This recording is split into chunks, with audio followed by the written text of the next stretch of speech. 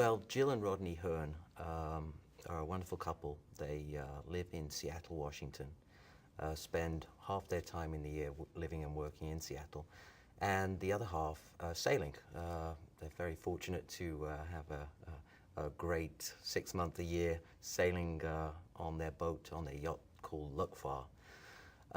And they ran into an incident. They were on course to Honduras, and everything was going exceedingly well until they ran into a major incident which effectively left them stranded about 100 kilometers off the coast of the US.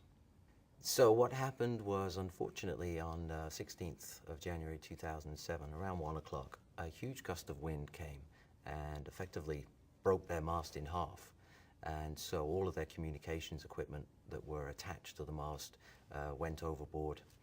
Also, the jib came under the boat, and the halyard was wrapped around the propeller. So they were in a terrible, unfortunate position, really, of being stranded with no sails and no engine, literally dead in the water at sea. And so with effectively no communications, they did have VHF on board, but the antenna itself was attached to the mast and so lost. Unfortunately, they didn't have any EPIRB on board, so they couldn't trigger an automatic safety response in itself. But fortunately, and luckily rather, they did have the foresight to purchase an Iridium handset from Stratos, just to be used for such incidents, really, just only for an emergency response moment. And so luckily, they were able to use that successfully. What actually happened was Jill Hearn actually called her son in Seattle to let them know of their situation. And so their son in turn called the US Coast Guard based in Washington State. So the Coast Guard called the Hearns back straight away. So they had at least some relief in knowing that their problems were being addressed. And now the next step, the next major step, of course, was how to address and initiate the safety response. Now what had happened, and the original plan was that the US Coast Guard were going to send out a vessel from Costa Rica. But Jill, at least, was very aware of where their location was, where the situation was, and knew that they were close to the Albuquerque Cay.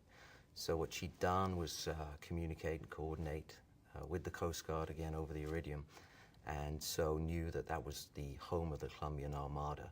So in using the phone to talk to the US Coast Guard, she advised them of this, and because really she'd not slept at all for the last 36 hours, was desperate for the rescue attempt to be expedited as quickly as possible. The Iridium itself, I think proved invaluable and to be a real lifesaver for the Hearns.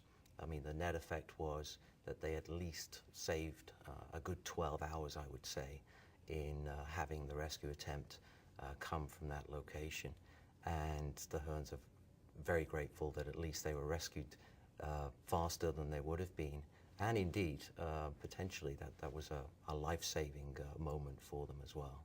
If you look at the way in which the terminal's delivered to our customer base, I mean, they really do like the fact that it is small, very easy to install in that maritime environment, and extremely cost-effective in terms of where you place that with other satellite terminals today.